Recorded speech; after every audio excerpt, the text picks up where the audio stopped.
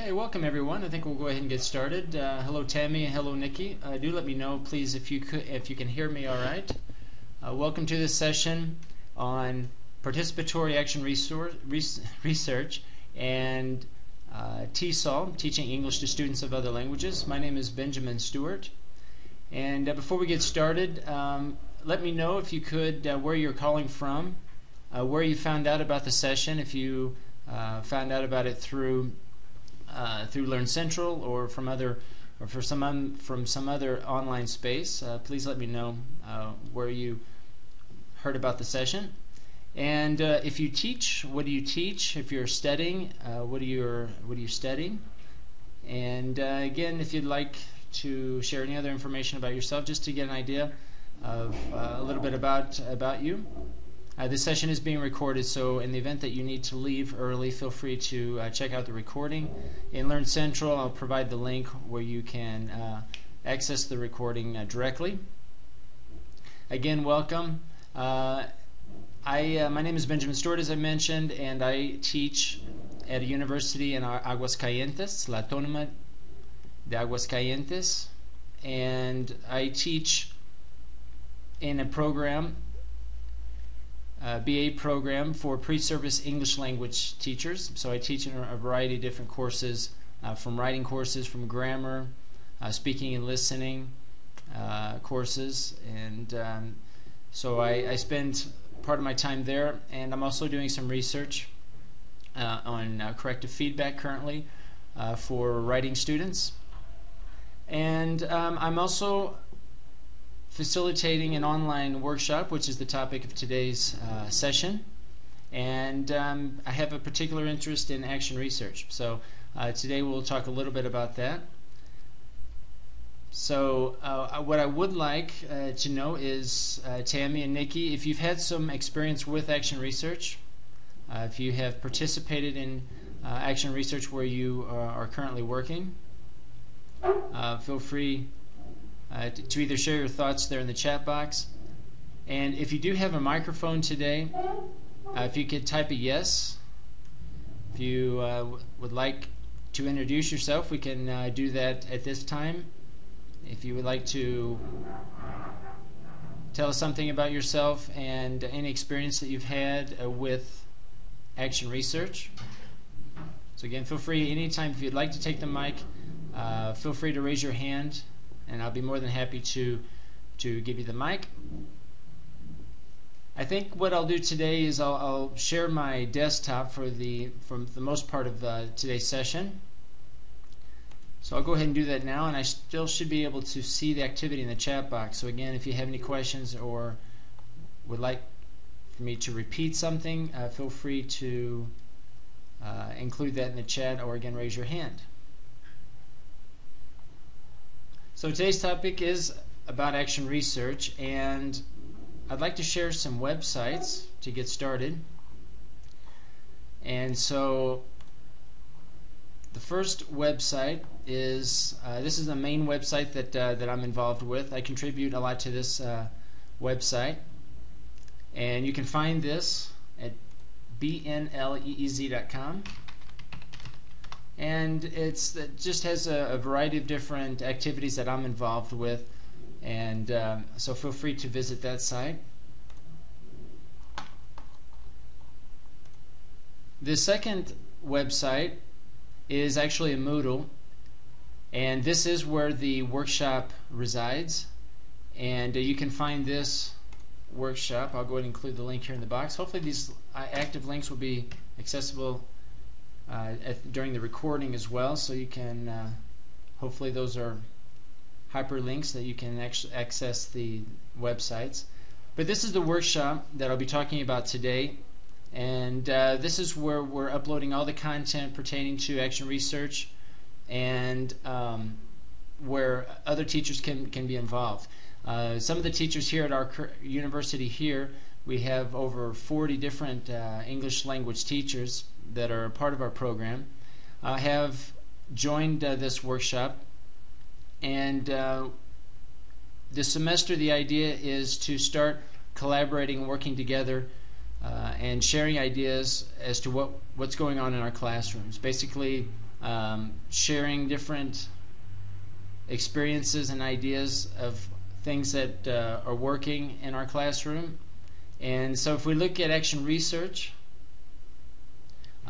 we are basically looking here at 4 different steps. So when we look at action research, the first step is that we typically have to plan an action. And when we plan, part of the planning stage is really setting a particular problem or issue that we would like to improve upon in our own teaching. And what we've done here at our university is we have applied a student survey with all of our students to get a perspective, to get some idea about English and Spanish use in the classroom, how much L1, L2 is expected from our students. We have some students who actually would like for us to speak more English in class, and so the survey really sets out to try to get a perspective as to what type of practice or what type of service we're actually providing for our students. Other questions pertain to the ways in which we're assessing our students, if they feel that they're getting adequate feedback from us as English language teachers, if we need to provide more feedback. Some of the questions pertain to technology use. So the idea with the survey from the students is to try to get their perspective and figure out a way for us to set our own particular problems and something that we can achieve this semester. So they're not necessarily long-term goals, although they may obviously relate to long-term goals, but the idea is to set a particular objective for us as a teacher for this particular semester over the course of 4 or 5 months, so that we can try to achieve those goals within the semester. So once we have figured out an area in which we need to improve upon, then we can set out a plan or an action plan, and this first step is pertaining to that plan, is to figure out how can I set up a plan that relates to a problem that I want to improve on. Now, some of the ways that we're doing this, you'll see here in this first module, which is dedicated to developing that plan.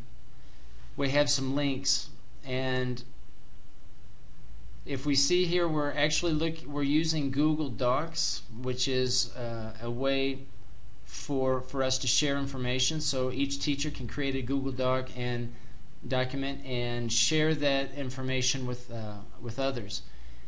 So what we've done is we actually have created a template, a very basic template, where the teachers can go in and use this as their plan. So as you see, the first section is dedicated to setting up a problem or an area in which that they need to improve on. So this is where we can begin sharing, and the teachers can share this document with the coordinating department, and they're also asked to share this with at least one other colleague.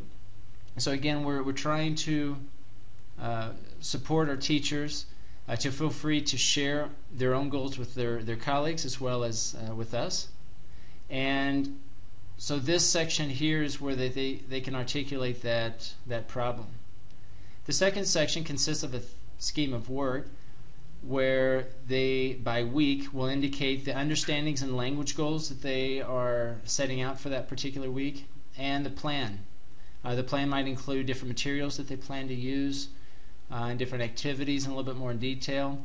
But again, the idea with the scheme of work is to keep it fairly concise, so not to overwhelm the teachers with planning, but that it will give us and their colleagues an idea as to what they're working on. Just a quick overview of the understandings. What we are trying to achieve in our general English courses here at the university, these are courses for undergraduate students, is to achieve understandings or higher order thinking.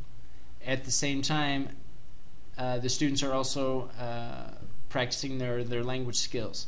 So we actually have 2 objectives: is the language itself and the understandings. And if you're interested in learning more about the understandings, it's basically based on Wiggins and McTighe's Understanding by Design and the 6 facets of understandings. So we're trying to achieve both understandings and language skills, as both serve as means and ends. And then finally, the third section here is based on reflection. So we're looking at how they reflect specifically on change. How have they changed either attitudes, beliefs, or practices with regard to the problem. So this reflection piece actually relates directly to the problem that they're trying to work towards or to improve on. So this is, again, very a basic template, but it does allow the teachers to share this information with other teachers.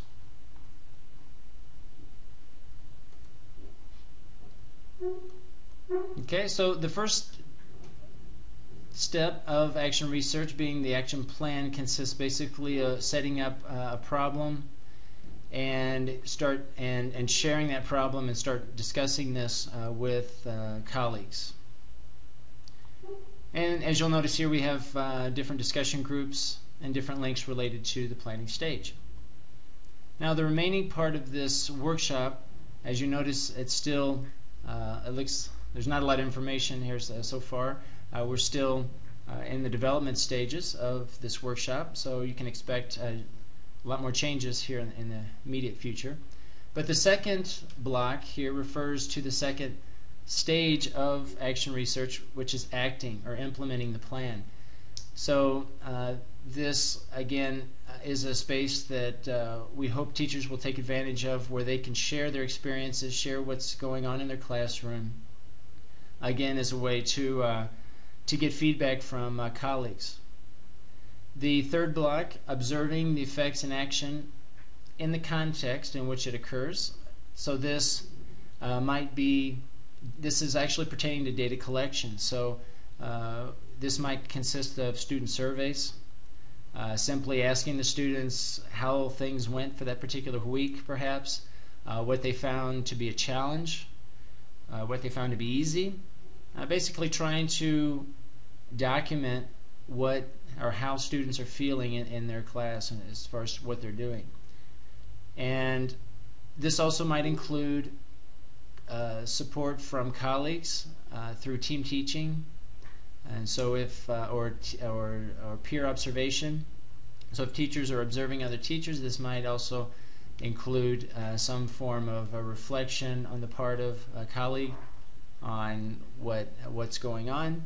This also might include self-reflection through videotaping one's own class and going back and watching the video.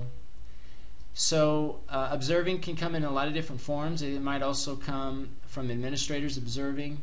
But again, the idea is to document and to have on record this information, whether it come from a video, questionnaire, survey, etc. Then the final piece here is the reflective piece, which is essential, and again, reflecting on the information or the data that's been collected. And so this reflective piece is an essential part, and in all actuality, the reflective piece actually occurs throughout the process. And although this looks quite linear, it's more iterative and reciprocal in the sense that actually the action research can start in any section, at any part or any phase, and reflection is in fact happens throughout the process.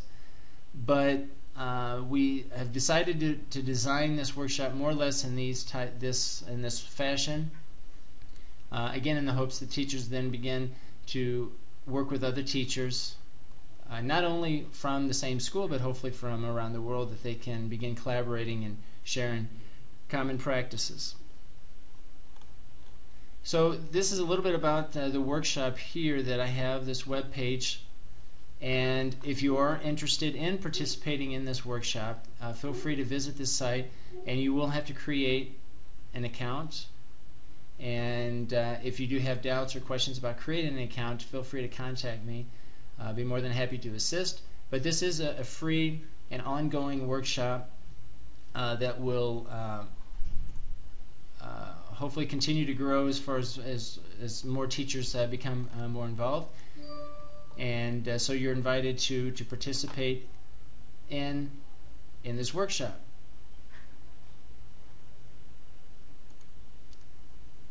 Now, this slide presentation here is meant to be, in fact, I started off because I wasn't sure if I was going to have any problems having access to the internet, so I actually started off sharing some websites here in this presentation. But I'll go ahead and jump to some of the questions here to get a little bit more feedback from you all, and as to what you're currently doing, either with action research or just professional development. And the idea basically with action research is to really develop it in such a way that it really becomes part of professional development, becomes part of our everyday processes, that we feel more confident taking risks and really sharing our successes in the classroom with our colleagues. And really that is the essential goal here for us here at our university. But I'd like to start off with a question here that I'd like to ask you, Judy, Nikki, and Tammy. Again, feel free to jump in if you have any questions or just would like to make any comments. If you do have a microphone, you do have the microphone right, so you are more than welcome to join in. But this first question I'd like to ask, what are some of the strategies that you currently employ that help your own professional development? That could be in the form of conferences. They could be local workshops where you work. It might be some work that you've done online. So if you'd like to make some comments here in the chat box, or again if you'd like the microphone, just raise your hand and I'll give you the microphone. So reflecting back on your own professional development, what are some of the things that you do on an ongoing basis that you feel contribute to your own professional development? So feel free to type into the chat box, and you can do that by clicking underneath the left-hand side of your screen. Does everybody have access to the chat box?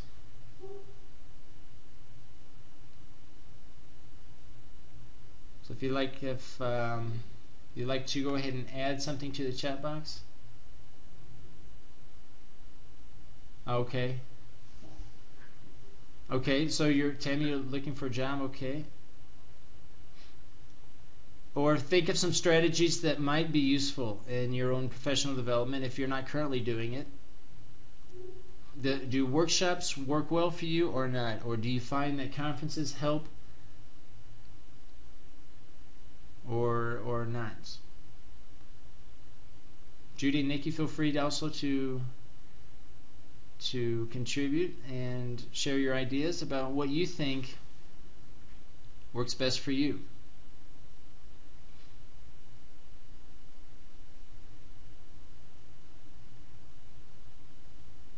Great. Well, Tammy, I think you'll find that the workshop I think will help, and hopefully you'll also find teachers you can connect with that will serve you in the future as you build your own personal learning network. You might find that to be useful, hopefully. Great. Wonderful. So what are some things that you feel that would work for you as far as professional development? Again, Nikki, Judy, feel free to jump in. Okay, so Nikki says that webinars are quite effective, great for networking. Yes, they certainly are.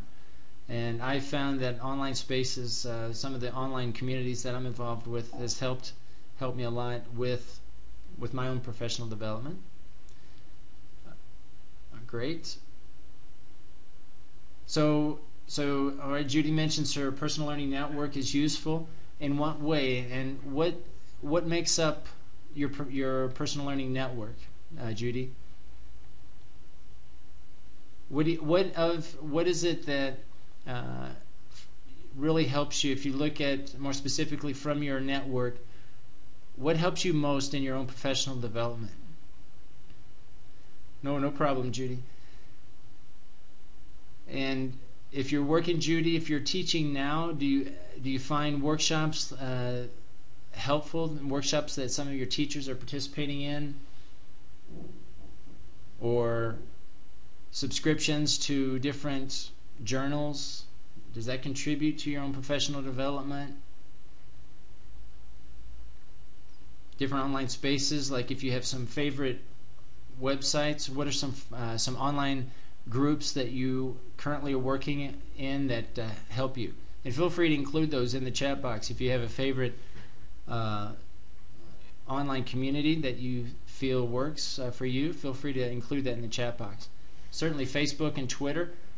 And if you have certain Facebook pages, again, feel free to include those in this chat box. These sessions that we're conducting here, again, is part of this workshop. So part of these sessions is to get familiar with the workshop itself, but also to begin sharing different online spaces that are helpful for you. So some of the strategies that you might be using might be some of the strategies that would help other teachers as well. So if you have some favorite online spaces or online communities that you feel really contribute to your own professional development, feel free to include those links in the chat box or just mention them by name. That would be that'd be great. So once we have made a list, and for the sake of time, this question might require a little bit more rigor as far as sitting down and making a list of different strategies that work for you. But once you have that list, then which ones do you find most useful? So you might then rank the strategies that you find are most useful in your own professional development. And this question, I think, is important to ask yourself on a periodic basis, because one's personal learning network is constantly changing, and the strategies that we're constantly using will change over time. So I think it's important to reflect and really find out which strategies are working for you and which ones aren't, more importantly, and prioritize.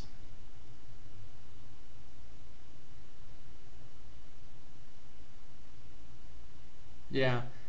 So it really is about networking, Tammy, and it's finding out which people are really contributing to your network. And this is different than obviously friends or setting up a social network. This is more being a little bit more critical and finding out what types of relationships, which types of connections on certain online communities are really working for us. I have subscribed to certain online communities that after a while I have not really gotten much out of, and so I've had to make a conscious effort to basically cut ties with those and go on and look for something else.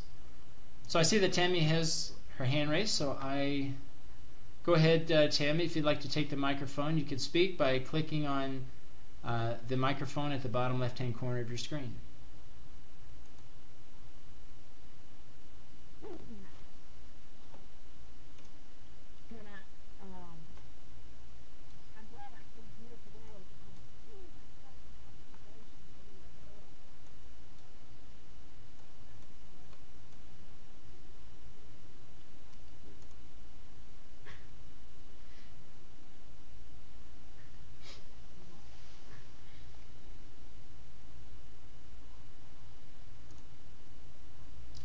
Great. Well, you might, one option certainly is to start contacting the teachers that have already signed up to this workshop and start networking and collaborating with them, and as well as other online, sources and communities. There's certainly a lot of different communities.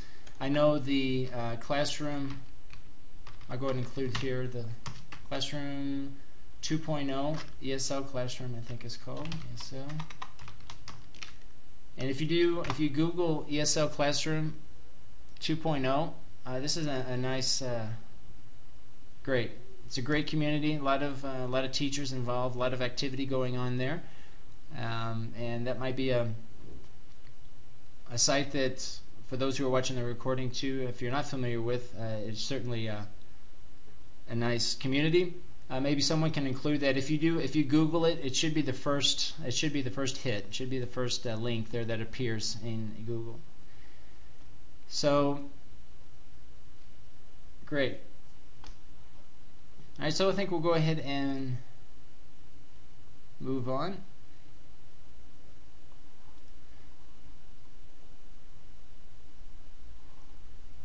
Now the next question we might reflect upon is choosing 6, this is just an arbitrary number, but 6 professional competencies that you feel best exhibit your strengths.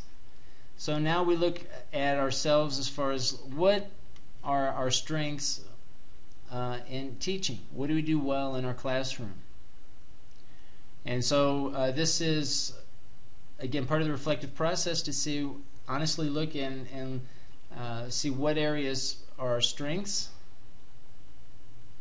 And I would ask you, Judy, Nikki, and Tammy, what are some of your strengths that you feel you have to be a teacher, to be an EFL teacher? What are some things that you feel that you do particularly well? It could be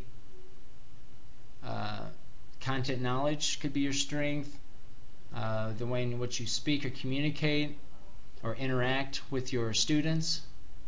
It could be the way in which you create dynamic activities in your classroom. What are some of your own strengths?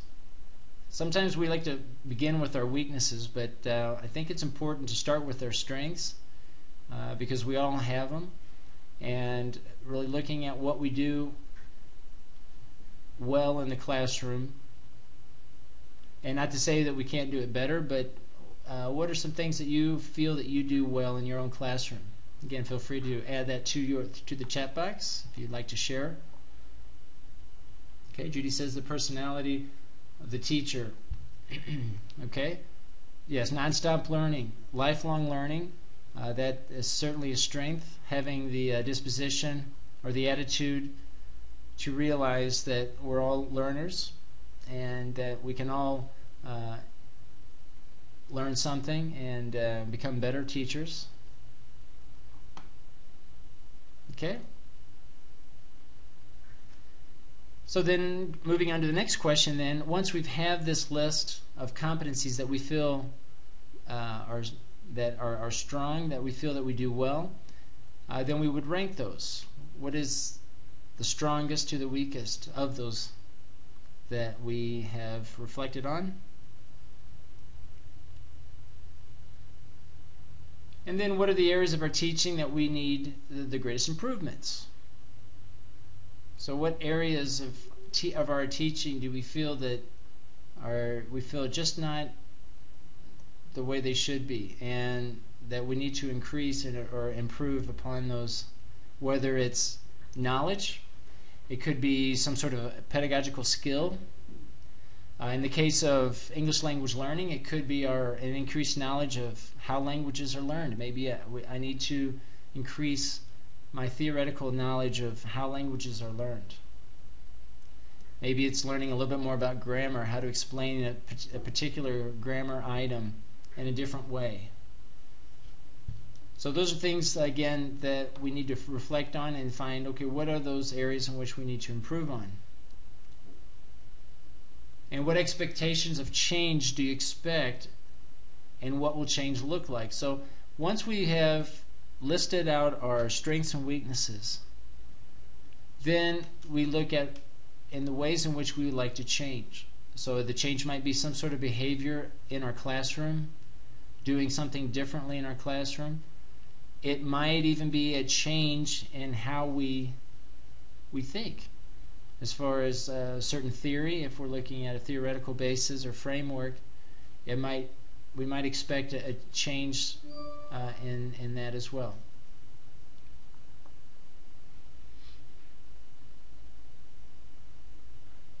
So, to review, what is action research?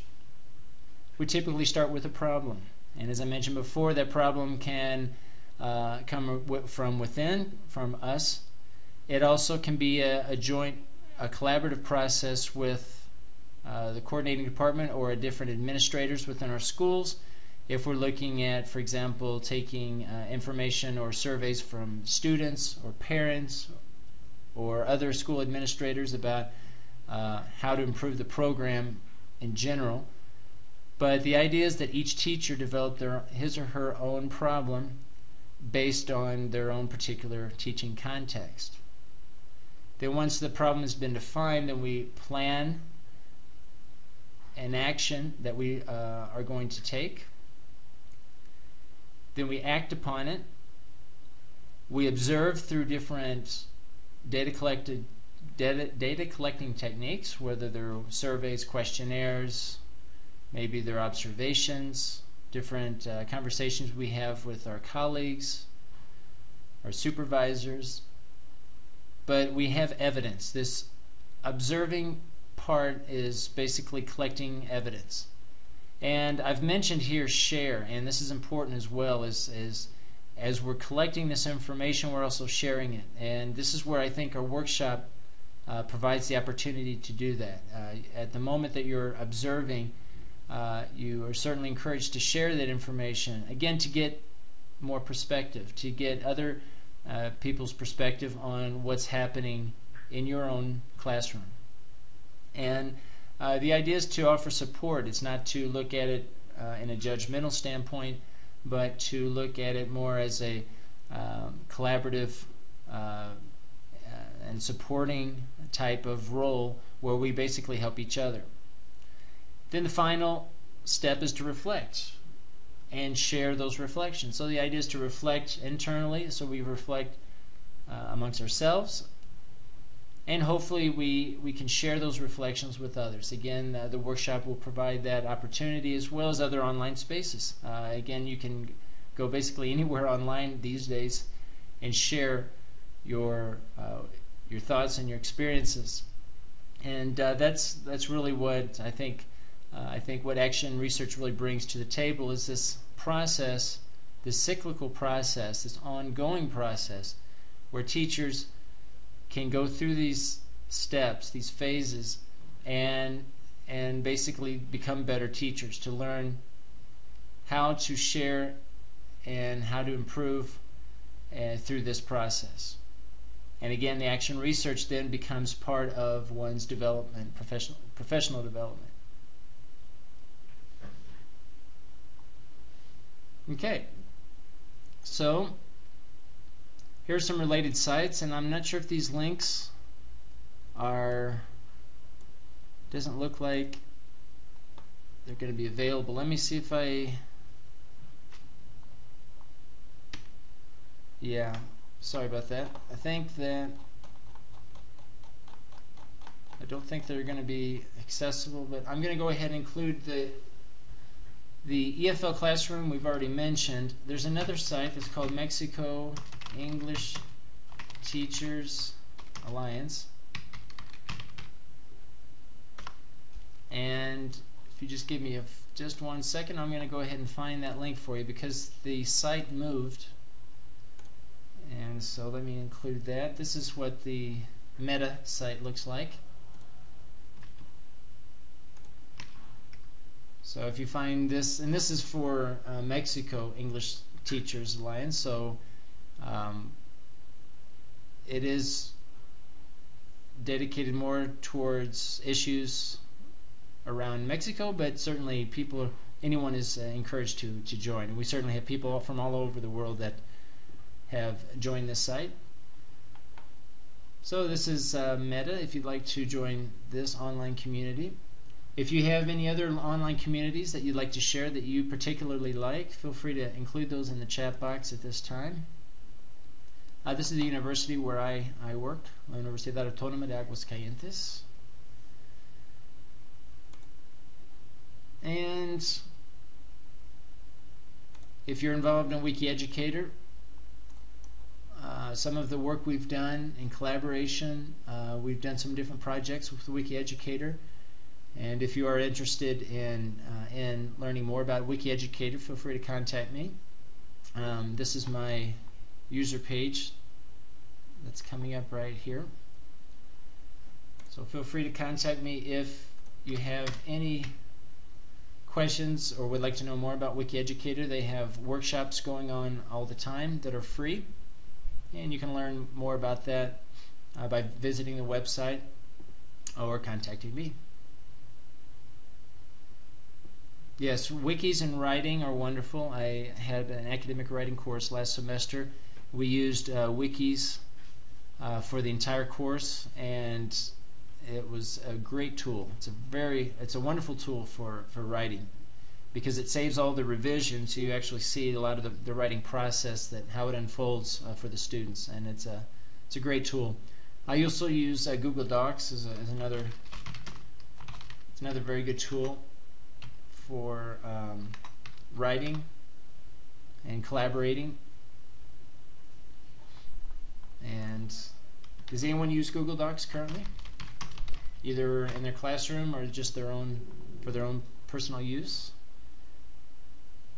Well, this is all of my documents in Google Docs, but I use Google Docs a lot, quite a bit, and so feel free to check out Google Docs if you haven't already. It's a great tool. Okay, well, that's about all I had planned for today. I don't know if anyone would like to make any comments, or if anyone has any questions. Again, feel free to raise your hand. I'll give you the mic, or if you'd like to type it into the chat box. Feel free to include any final comments or questions. Again, this is the website to our Distant English Language Training Workshop, and this is the main page. And I'll go ahead and show you that. And this is the link to the main page. And you'll notice I have different classes. In fact, all my classes that I give are in this Moodle. So I try to incorporate to some degree a level of blended learning in most of the courses that I give, and I use Moodle quite a bit for that purpose. Okay, I don't know if there are any other questions. If you want to follow me on Twitter, this is my handle, and if any of you have a Twitter account, would like to share your handle, feel free to type it in to the chat box.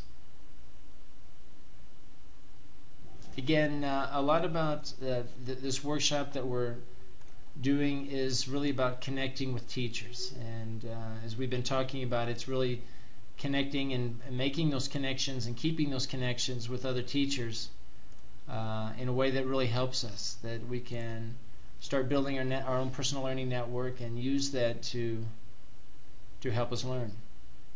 Yes, I am teaching in Mexico. I teach pre-service English language teachers, so I teach in a variety of different courses to help prepare undergraduate students to become English teachers in Mexico. And we have, yes, we do connect with some university students. We have what we call a virtual language exchange, and we participate with about 4 other U.S. universities, where our students get online for an hour each week, and via Skype they have a language exchange. So we'll speak half the time in English, half the time in Spanish, and we've been doing this for about 3 years. And if you're interested, let me know. I can give you some links to some videos that we've created where we've talked about our experiences, and certainly I'm willing to share any information about those the language exchanges if you're interested. But it's a wonderful experience for our students. By far, I think one of the best experiences that a lot of our students have here, because it really gives them the confidence to converse with a native speaker. They build friendships that go on beyond the course itself, and the language exchange by design really is flexible in the sense that both groups don't have to have They don't have to have the same objectives. As long as the teachers are in communication and each teacher knows what the objectives are for the other class, it can really work on a variety of different levels. And so I really enjoy creating these experiences for our students because they are certainly, I think they're a great experience for them. So great. So Nikki has shared her Skype handle. So if you are interested in sharing your handle, feel free to do it. And Judy has as well. Great. So Judy, as you're doing your thesis, would love to know more about your research. I'm always interested in knowing, finding out more about research. So if you would like to share that information, or I'd love to have another live session just talking about research. Feel free to contact me, Judy, and would be more than happy to set up a time where you're available or anyone else is available if you'd like to talk about research.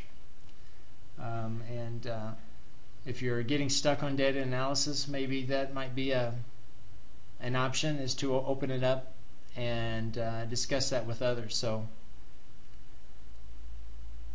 yes, well, I'm definitely interested, Judy, if you want to get together and come up and do a live session or a private session, we can do that as well to talk about research. And anyone who's interested in doing research, or if you are doing research, again, I am interested. Great. All right, well, I think that will basically conclude this session. I'd like to thank everyone for their participation.